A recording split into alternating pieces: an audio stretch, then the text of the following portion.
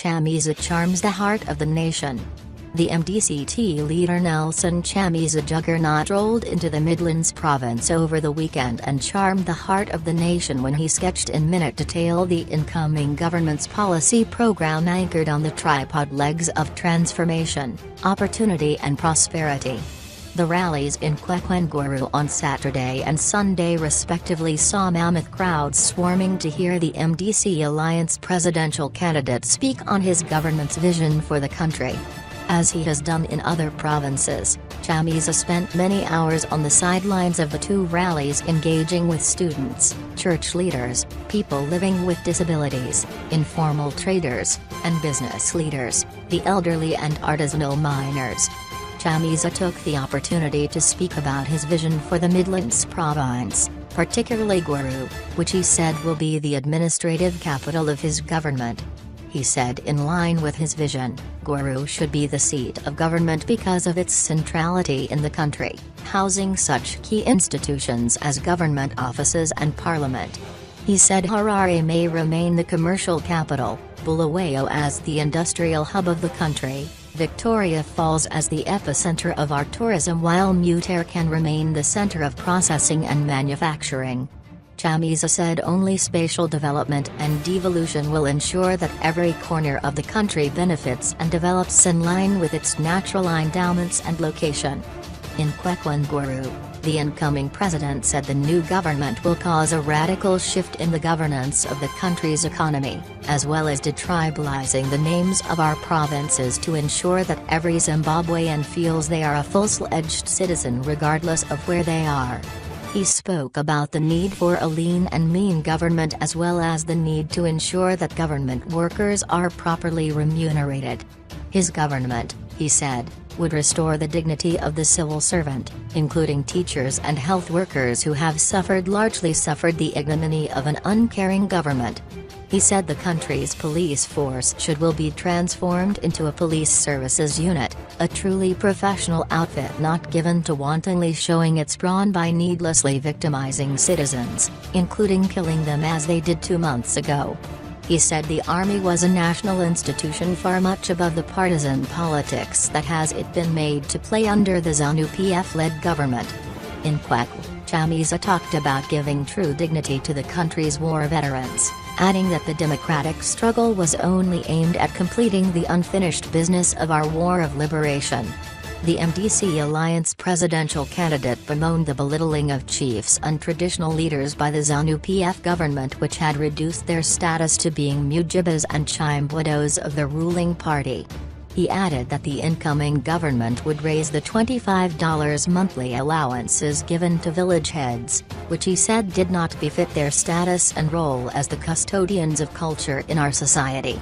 He said the MDC Alliance would spearhead the fight for electoral reforms by unveiling the plan and environment for a credible election, a comprehensive set of electoral reform demands that will be unveiled in Harare this week.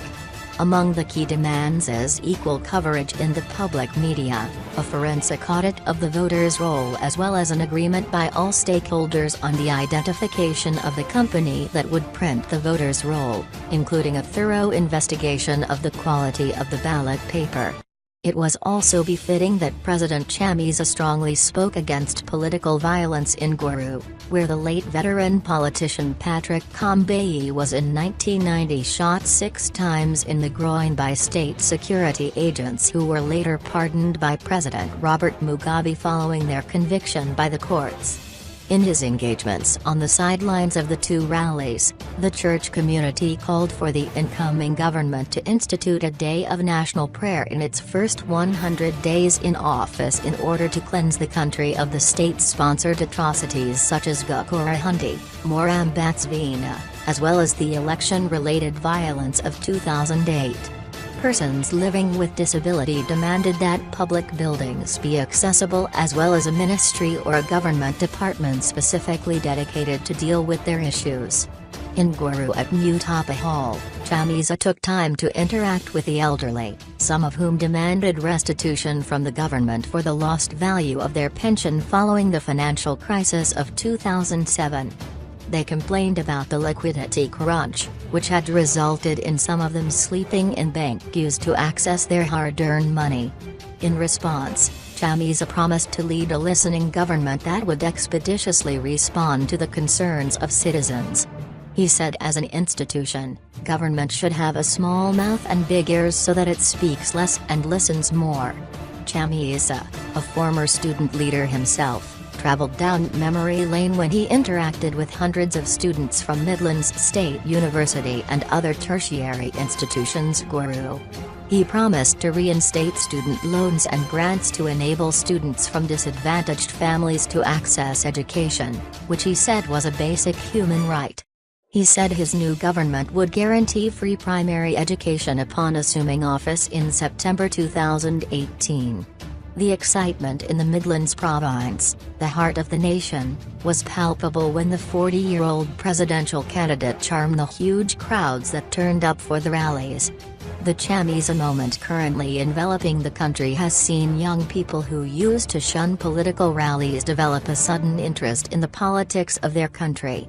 As we drove away from the Midlands province in the late afternoon drizzle last Sunday, the deafening din of the now popular chorus at MDC Alliance rallies continued to ring in my ears.